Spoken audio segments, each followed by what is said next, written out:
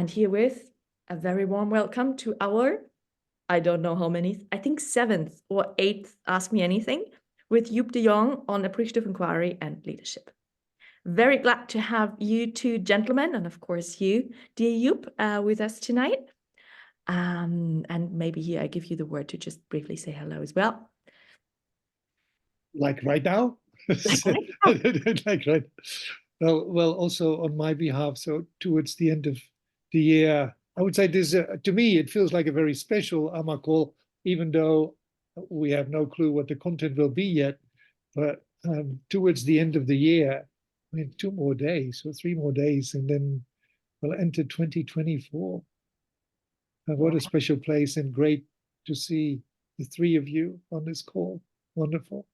Yeah, that was a lovely, lovely opening words. Thank you. And well, the 2 of you know how it works.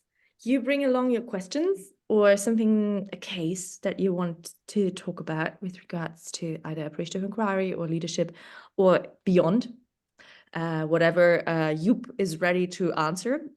And then we take it from there. So warm welcome. And the floor is yours if you have already a question.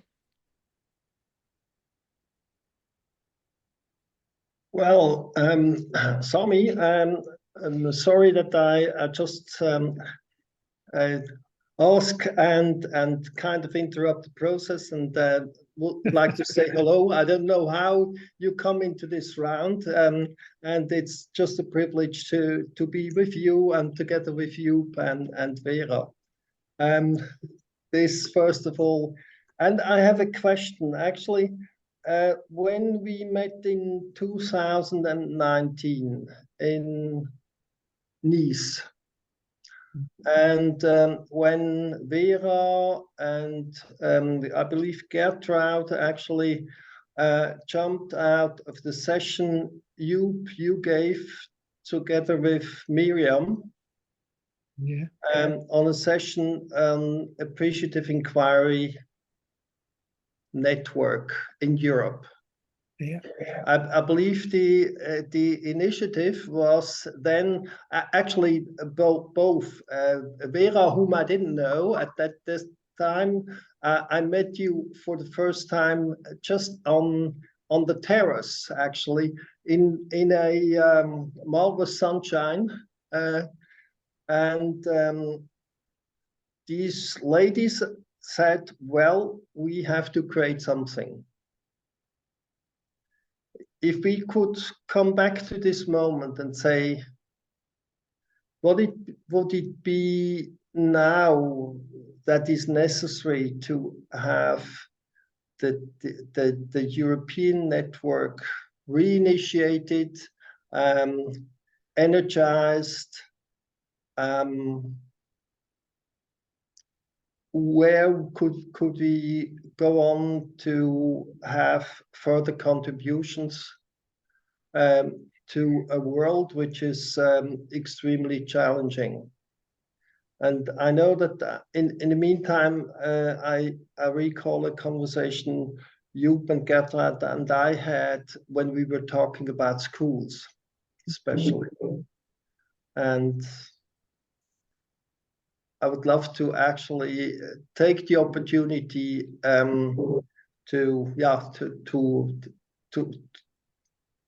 ask this question, and hope that you had a lovely Christmas, and wish you all the best for the next year. Thank you, Reto. Thank you. And I guess as you did a little introduction, Sami, would you want to say a few words at the beginning? I guess one of the key things with appreciative inquiry is to bring everybody into the circle, so just a few words from you would be really appreciated.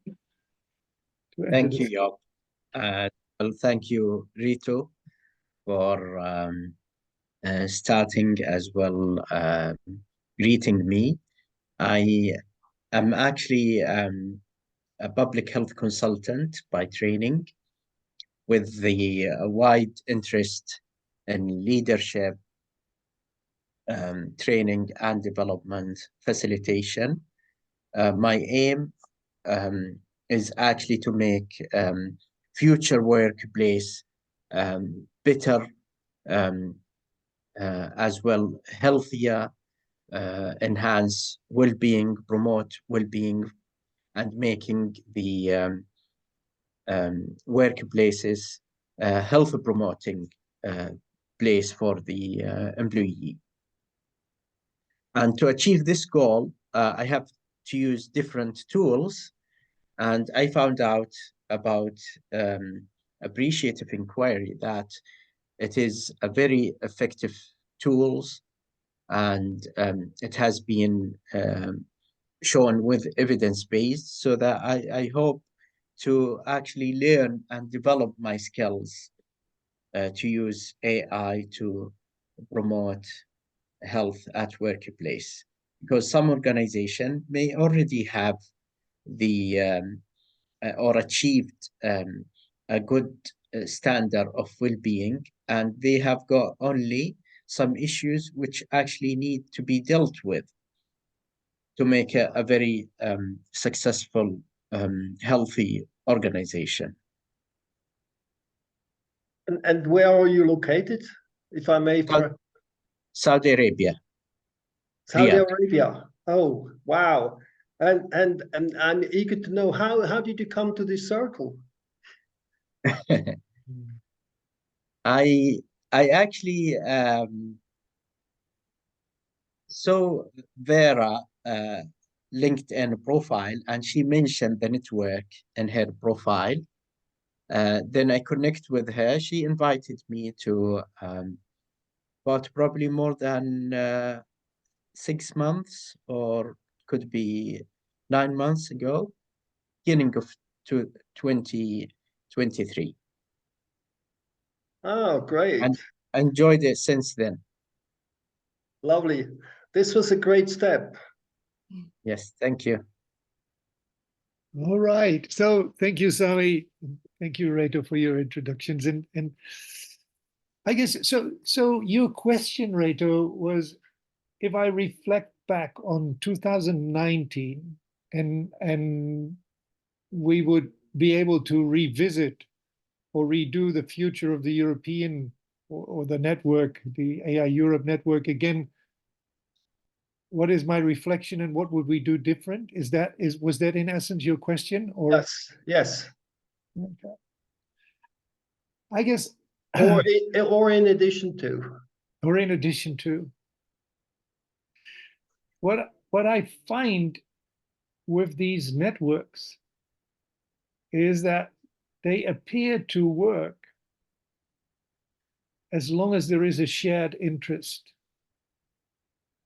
And when there is a shared interest that can emerge in a moment, and you can have a pretty wide or interesting group to join. So if I look when I look back at how Appreciative Inquiry emerged, and I look at AI Consulting, which was the first kind of network group in the mid-90s, it was a group of people who felt passionate about the same thing, which was in this case the stories, the power of stories, the power of appreciative inquiry, and how these and the curiosity on how these principles work that support appreciative inquiry. And when you look at the beginning, the group grew from a core group, and now I'm talking about AI consultancy, to a group of about 100 people, and then it kind of stalled. It did not attract more people. Maybe it was because we asked an annual fee. I think it was a very modest fee. It was like I think $100, and interestingly enough, the ripple effect was that we saw both in Asia as well as in Europe that this first group of AI Europe people start getting together. And again, what you find, Reto, was, and Sami and Vera, what we saw was a group of people, again, with a strong passion for it, actually going, I would say, the extra mile. So we had Anne Redford with the AI practitioner, and we had people really being very dedicated and committed. And for the first period, there were actually, I think there were meetings in Europe every 6 months throughout Europe, and we would go there. People would attend, and there usually were about, I would think, anywhere between 15 and 25 people at those gatherings. And the formula changed somewhat over the years. In the beginning, it was really a group of people trying to learn about what AI was about. And then later, I think around 2010, it became a group that tried to do things for the local community. So we had these 3 days events and two days events, 3 days events. And during these events, we did things for people, local communities that could need the support and the use of AI. And what could be done different? I mean, so but again, like with the AI network, AI consultancy in the US, we saw that it was I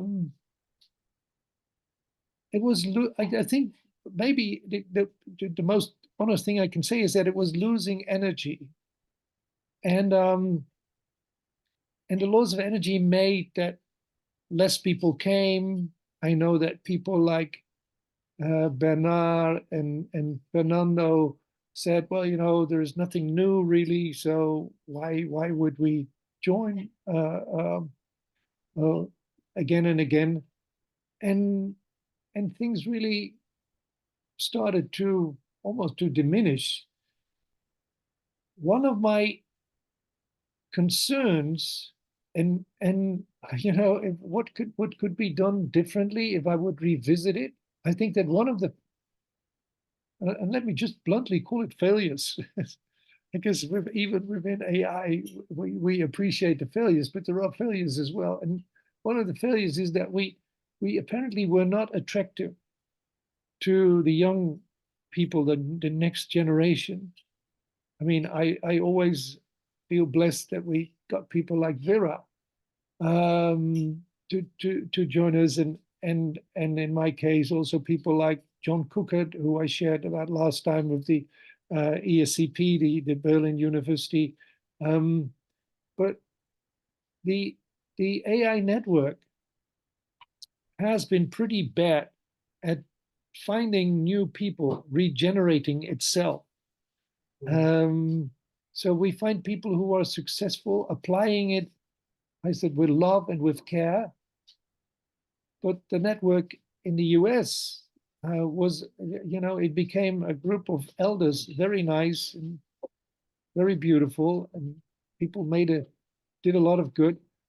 But where is the next generation? And we tried again with people like Lindsay. I think she is a next generation person, but now again, we're looking for what is the next generation. And the same thing happens with the Towers Institute. I don't know whether I think all three of you are familiar with the Towers Institute.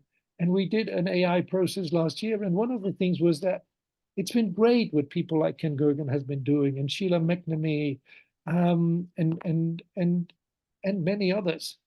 But how do we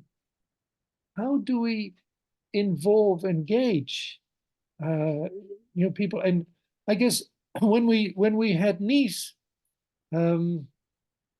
I think one of the things we did was, correct me, Vera, if I'm wrong here, or help me, please, is to say we need to revive the website. It needs to be more attractive. It needs to be more up to date. And I think it's beautiful. And I can also see that it maybe lacks the attraction to the flashy whatever that this generation is needing.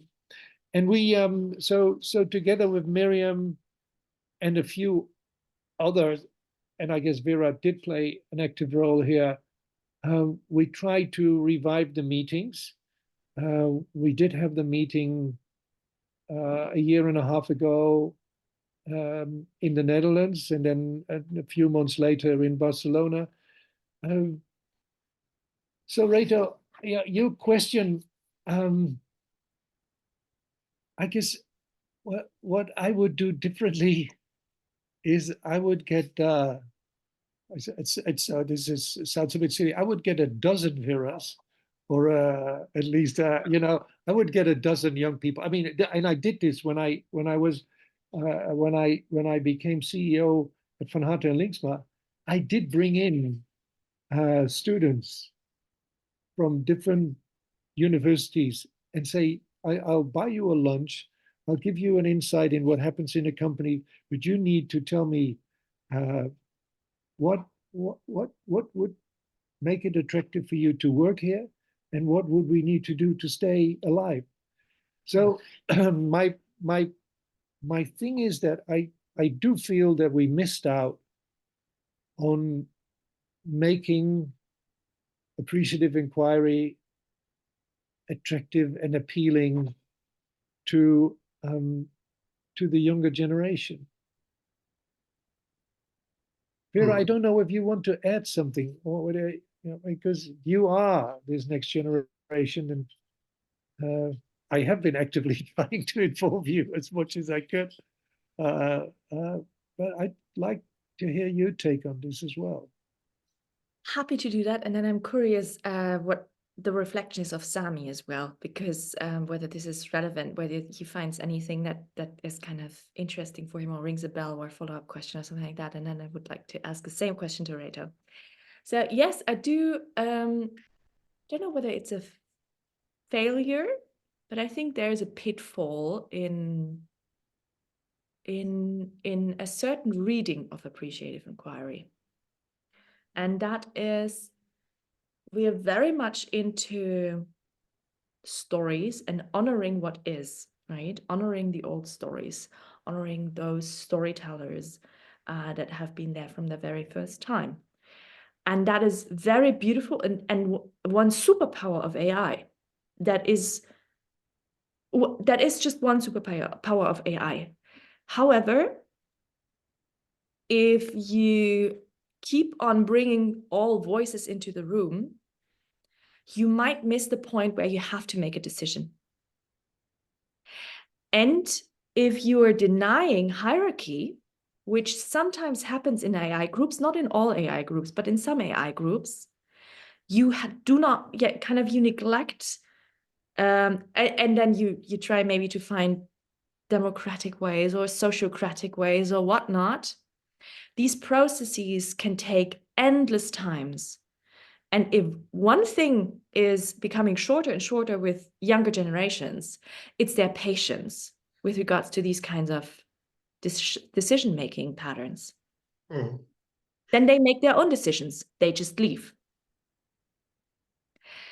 If there's too much storytelling happening all the time and nothing is going forward, because before we get a project done, we need to tell more stories, and then you then you hear the third time a variation of the story that you've been already hearing before. I mean, that's lovely to gather wisdom, but to get shit done, it's really standing in the way.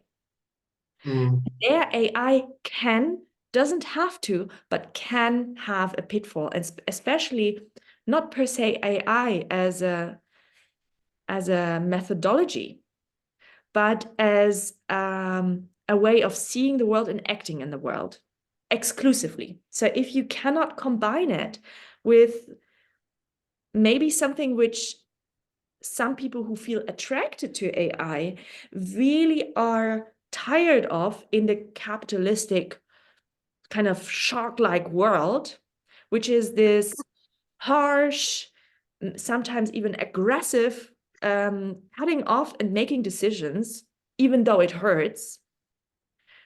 If you don't allow yourself that anymore because you've been, whatever, kind of in a small way, in a big way, traumatized by that, in any way you don't want to be like that, you become, in a way, unconsciously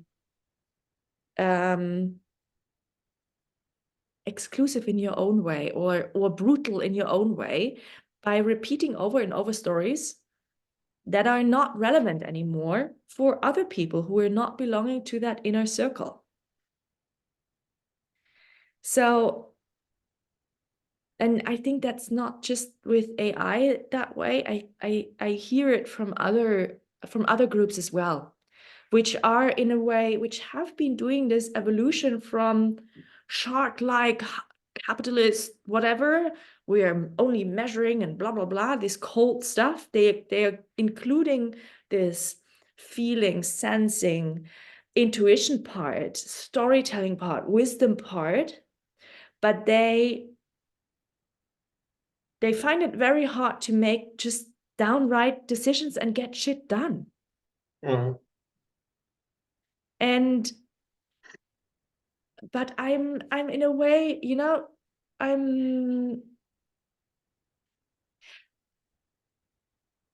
I think to some extent, I mean, you can call it failures, but maybe it's just also our iteration of having to make these experiences before we come up with something. And sociocracy, in a way, try to find a different way. Teal organizations try to find a different way in bringing in this sharpness again that was kind of in this more orange way of, if we go with the I don't know whether, Sami, are you familiar with spiral dynamics and teal organization and these kind of things? Okay, so if I'm operating with color schemes, you can place it, right? Okay, cool. So for me, I've been already having that conversation with you, and we disagreed, lovingly disagreed. I would put appreciative inquiry in the way how it's practiced in large parts collectively on planet Earth right now into the green kind of set. So it's very much about community, a feeling of we, storytelling, intuition, wisdom, all that kind of good stuff. And it is, in a way, many people in these groups are rejecting what was there before in the orange world, right? For good reasons. And I guess we have to just practice a little bit in this green realm before the majority of us can move into integral, so yellow or teal or however you want to call it, right? So maybe we need a little more failures. Who knows? Thank you. I'd like to thank you, Vera. Again, enlightening and ready to respond and react. But I'd like Sami to hear your views on what. And at some point, I would love to hear your disagreement with Vera. Yes, I'd be more than happy to. I'd be more than happy to. I'm almost anxious to do so, but I think in the best now doing of AI, I'd like to hear the other voices. Sami, can I give the floor to you Yes. there for a... Thank you very much. I would love actually that you expand on the project where you invite the university students to a company. Do they spend the day at the company as observer, and they observe, or a day experience, then they reflect with an AI approach to you, and you correct for them? This sounds really a very great initiative. If you could just expand about it, please. Yes, I can. And it's pretty much as you describe. I mean, and Reto, I will bring in my disagreement with Vera here as well. I do agree with her as well, but I guess there is it's a both end. I agree that appreciative inquiry groups very much resembled the UN group, the UNCTAD group, UN. So you know this group within the UN, UN C It's a group within in the UN, which deals with trade, business and trade. But those who are a little cynical say it stands for under no conditions take any decisions. That's what I did. So it was a little bit of a joke. And this is where I agree with Vera. I guess we have my dear friend Dan Saint, who was a partner at Deloitte, he, sometimes after some of our meetings, AI meetings, was in despair because he said, we have been going around again and again, same stories, what Vera just said, and we resemble this UNCTAD group, under no conditions take any decisions. So it's where I agree with Vera that I strongly think that there is a need to do things, which is necessary in today's world. It is necessary, I guess, also for our group. And we're still not very good at it, not good enough.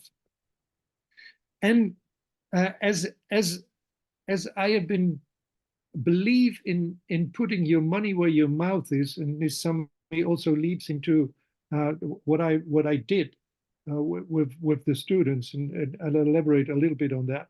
I mean, I guess my concern about bringing in the new generations, and I actually with the first, I've been writing on that in the AI practitioner, and at one stage I felt I really had to put my money where my mouth was. And the first time was with the AI conference in 2015 in South Africa. And they wanted me to talk about leadership as one of the keynote speakers. And I said, I will only do that if you allow me to work with somebody of the next generation of leaders, and we can do this program jointly. And they allowed. Interestingly enough, 2019 in Nice, they didn't, because they asked me again, and I said the same thing. And Sami, this is where when I became CEO at this consultancy organization, I figured that fresh eyes always help. So very concretely, what I have done a couple of times was, well, actually, there were two models, and I will describe them briefly. One was that I asked students, and it was not very important what faculty. I think I've worked with people from psychology, and I would work with people who did a business study. And I asked them to come and join us for a day. And what happened was that we would explain briefly. They would have had a briefing already by the lecturer in the program, what the notion was. Then we would have them, when they came at the organization, indeed. So we hosted them at the organization, so they could see the place. We then would spend a limited amount of time on what the organization was really about, and we would have a few speakers from different departments saying, this is what we do, this is how we do it. And we would put questions before them, questions which would be like, if you were to join this organization, and you would have a free hand in doing whatever you felt you needed to do for the clients, for the organization, that would work out best, what would you do? And I guess the notion here was that, and this is where I still, I would say, hold my stance when it comes to appreciative inquiry, and I may disagree with Vera here, is that I believe it's still the community the community has the knowledge, the wisdom, and yes, we'll have to help them make decisions, but there is a collective knowledge, experience in any group. And I believe that if you want to change things anyway, and you want to do that for the collective, you need to involve the collective. And why not bring in fresh minds, like with the students?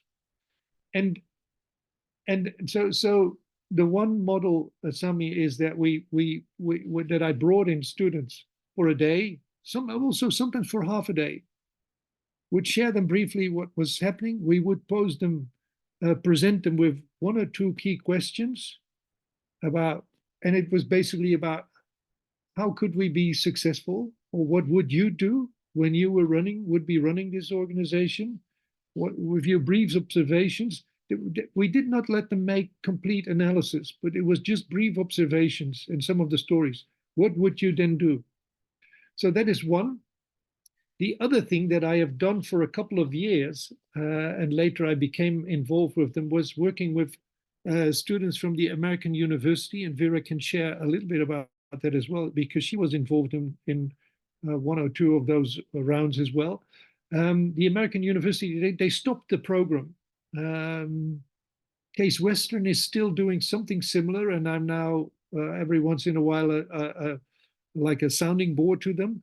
But what happened there, Sami, was that they would there was a master's study, organizational development, and you could get, as an organization, you could get a group of like 4 students for 2 weeks to work with you around a question that you have.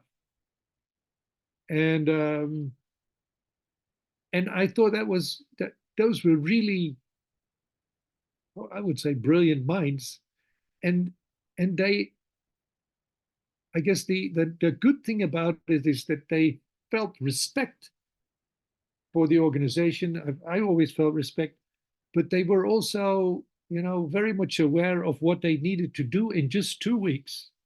And that was come up with a report on what the answer to the question was.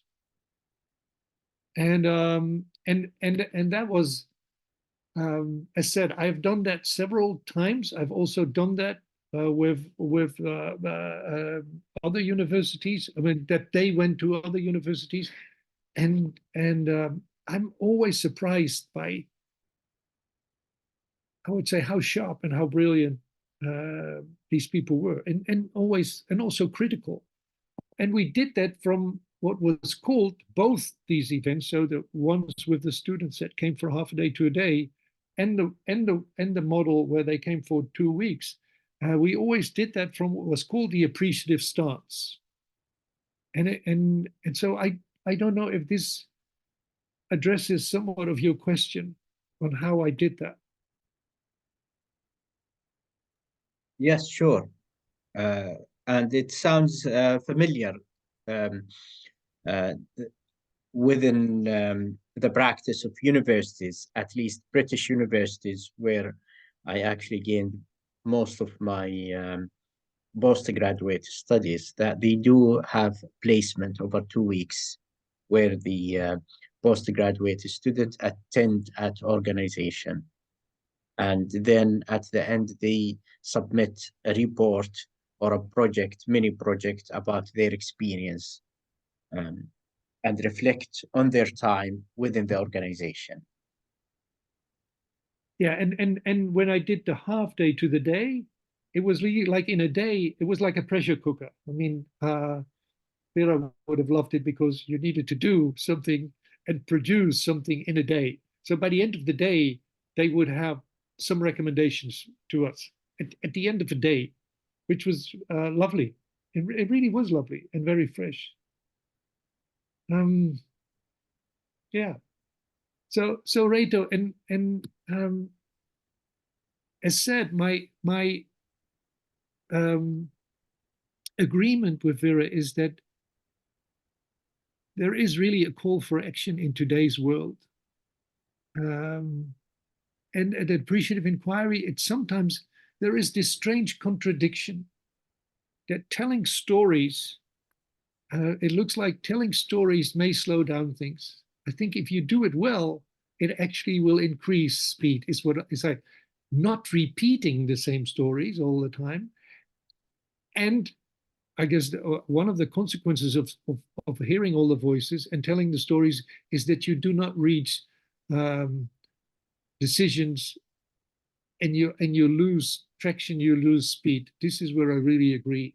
And I said, I still think that we need to bring the system into the room, and I'm trying to struggle with this balance. So here is where I'm lovingly curious in what she says, and also in the agreement and the disagreement.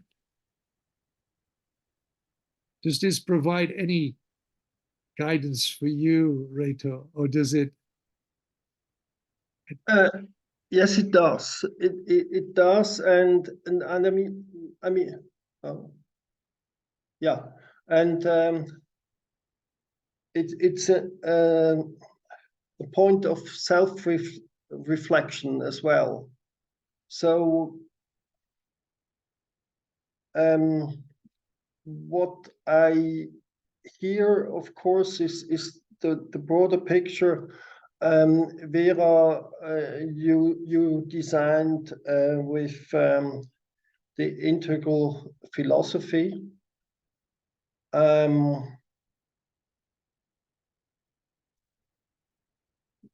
Where one can say, okay, we still are not yet there where we would like to be. I read a book, rather complex, of Ken Wilber,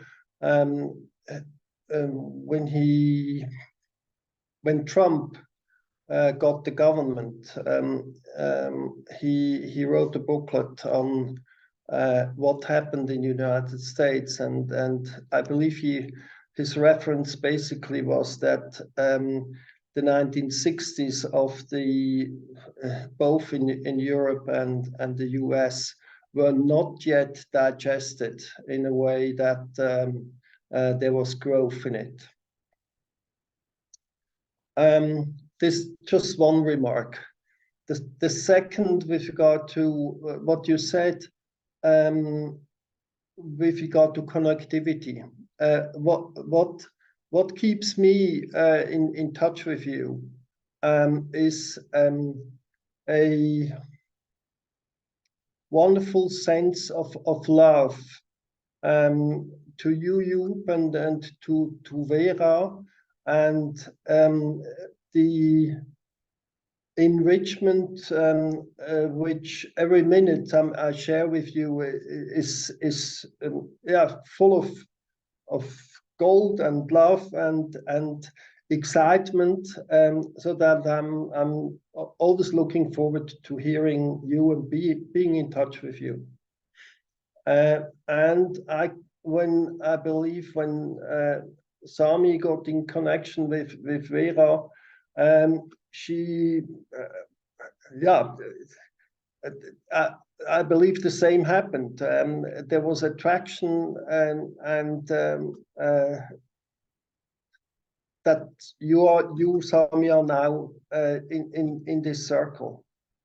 And I recall I brought Karian together with Danny Abelson, and they still work together. Okay, not the generation we are looking for. My son is currently with me in my apartment, but I couldn't convince him to join us. But this would actually be the next step, so that we have younger generation with us, and that is certainly a goal. The question I have is, you mentioned sociocracy.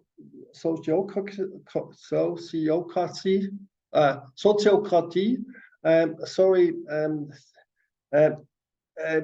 I mean, we practiced holacracy with the appreciators, quite efficiently, but the appreciators as they stood are no longer existent. Not because we were not decision making in a immediate time needed, but because of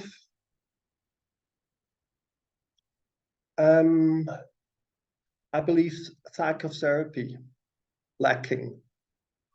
What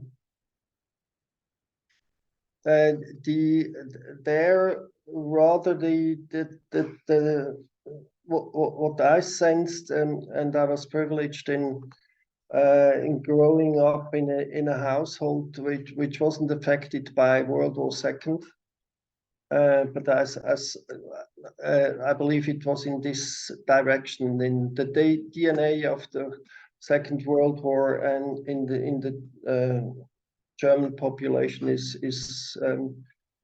has still its effects. But what I drew out of this conversation is, yes, it's closeness, yes, it's love, yes, it's decision making, yes, it's coming to a point. I always in my leadership functions ask the question, what is needed now? And I believe that this is what I heard now also from all of us.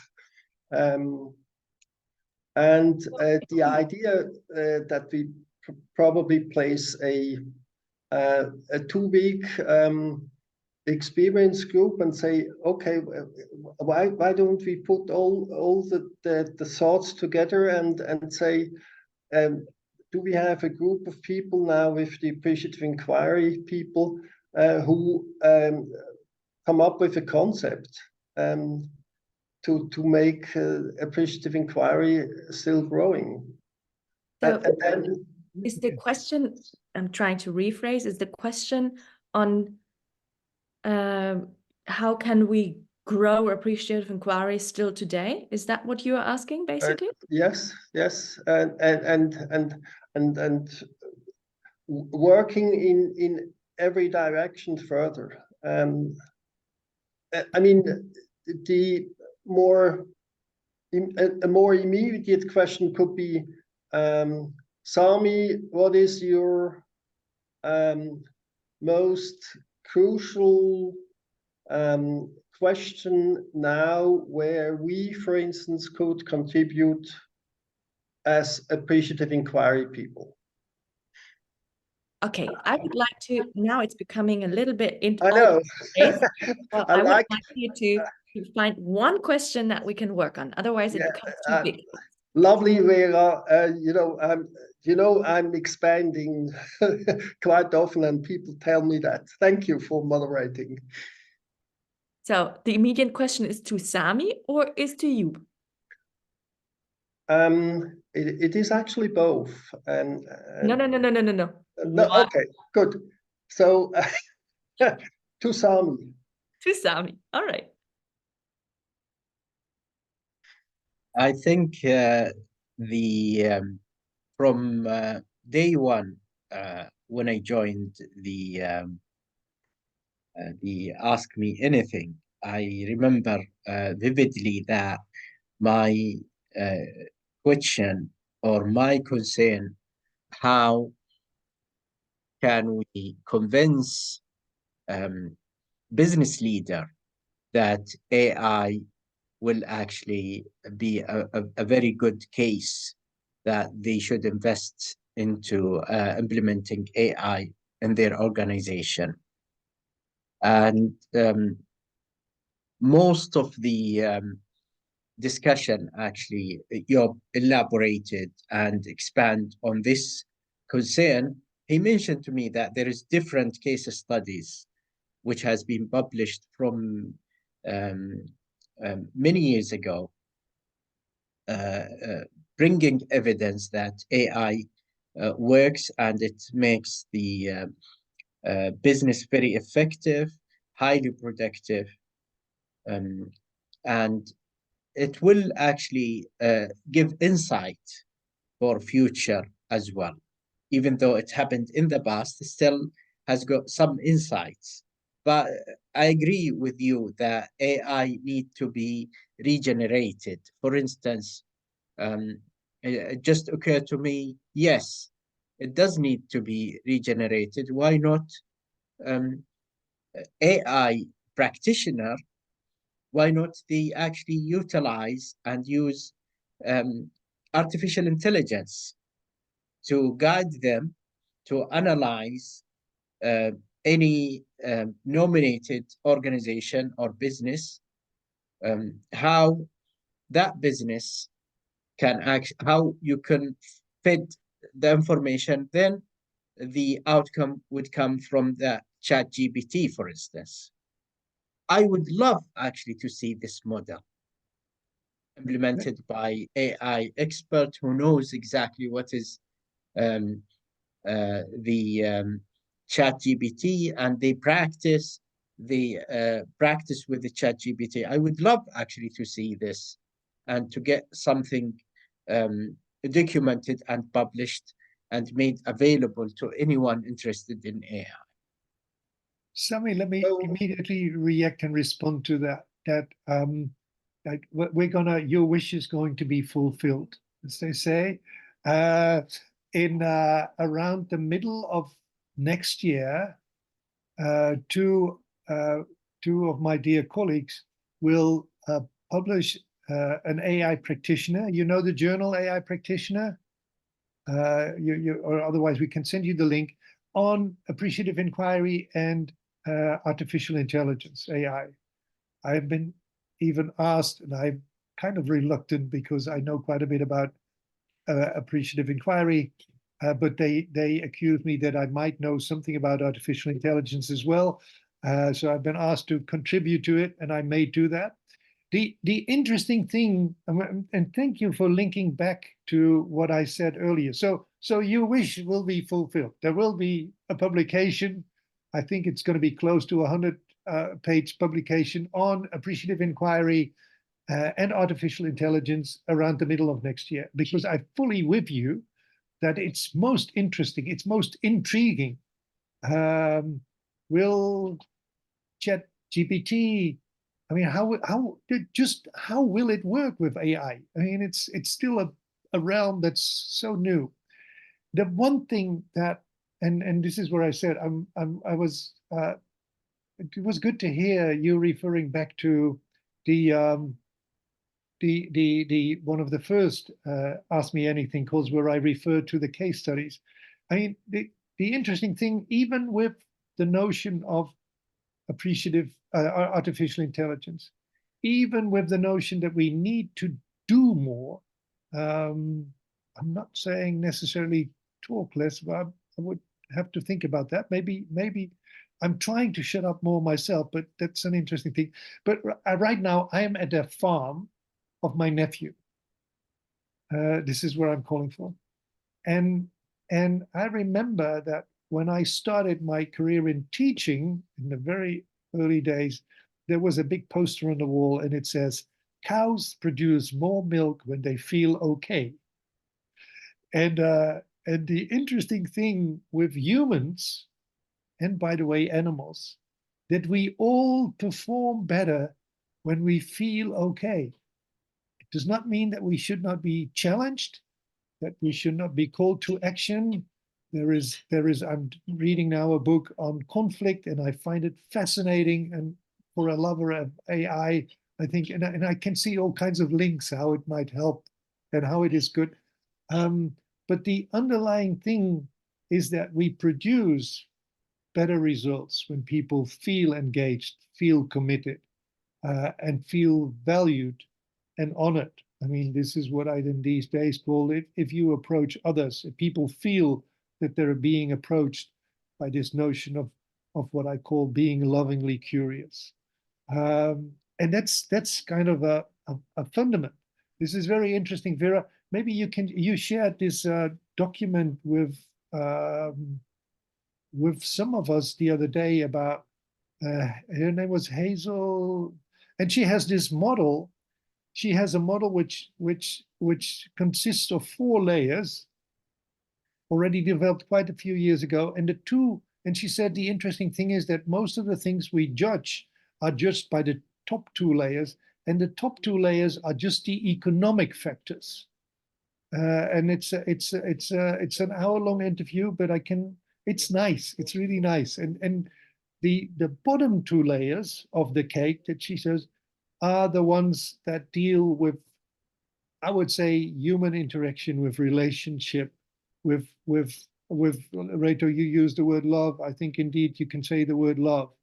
But in today's society, I mean, I've said this maybe too many times. If you look at any business newspaper, you see the price earning ratios, you see the earnings per share, you see nothing about happiness of people, you don't see anything about, you don't see the word love at all, which I think the good cake is only produced if we make sure that we honor and address people, which we do by our stories and listening to our stories, however sad sometimes they may be, and trying to do the things that are right for nature, for our businesses, etc. So it's not an either or, it's a both end.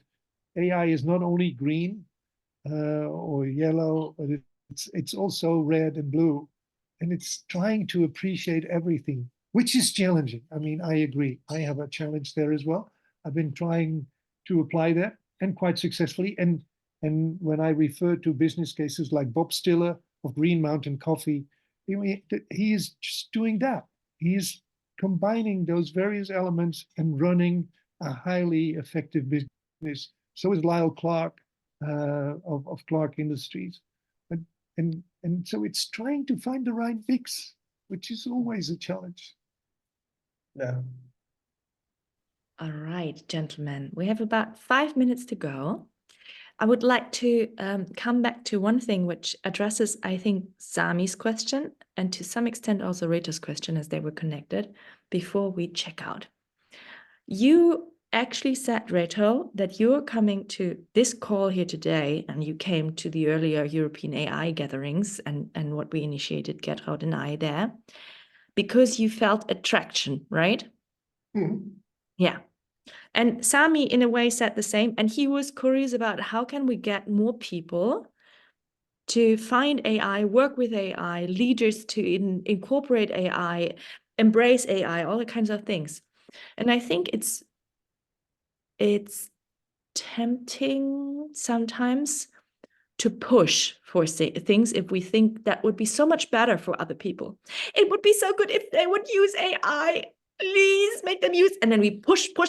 Yeah. Well, guess what? What's happening if you push someone?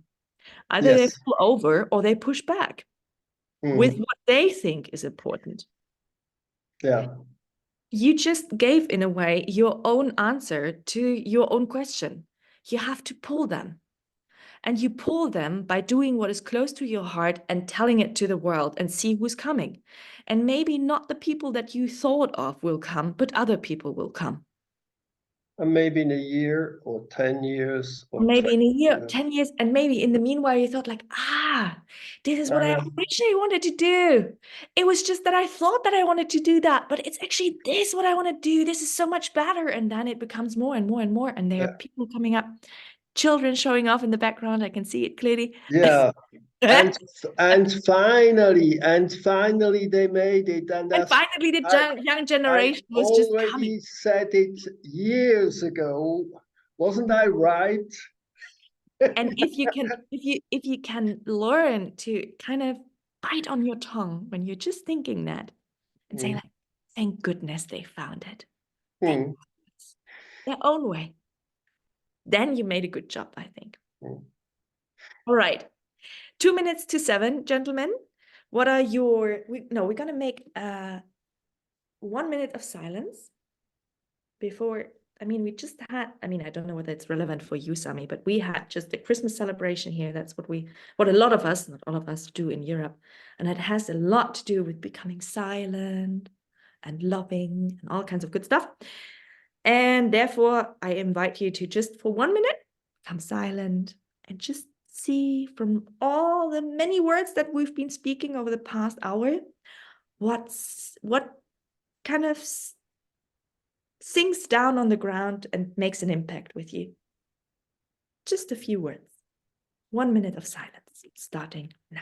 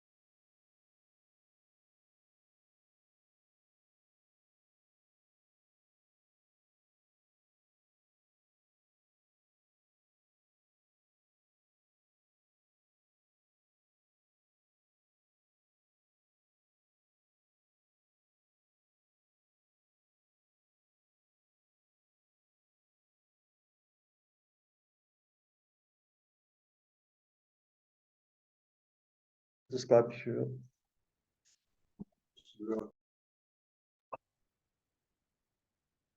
Vera, you're muted. Obviously my clock rang and it didn't do anything. No, that's what we, I think, noticed. Okay, so thank you for making me aware of that. My apologies for this no. miscommunication between my phone and me. And now I'm curious to have your very few words that kind of sank down to the bottom. Just very few.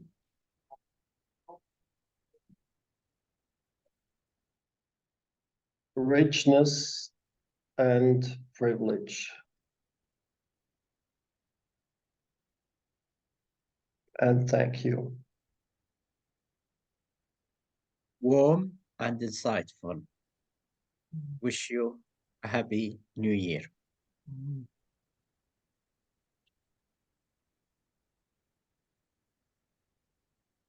You would like me to go next, Vera? Okay. Thank you so much for this call, as it makes me aware that I have a sense we're only scratching the surface yet of the power of appreciative inquiry. And I'm becoming more and more aware of that when I see it being linked to, for example, the money work, by the way, facing the same issues with the network as we do. There's old loyal group, but no newcomers, hardly any. And I guess it will be our curiosity, being lovely curious about the possibilities and the potential of AI that will invite others to come and be there. And with that, I wish you all a wonderful 2024. And I look forward to more calls where we can scratch below the surface. Vera, you know me, I had to use these words. It was not too much, but just say a little bit more. Yeah, it's hard with a very few words, isn't it? So gratitude, insights, and the intricate balance between push and pull. Happy New Year for all of you. Bye. Bye-bye. Oh, Bye. take good care. See you next year. See you.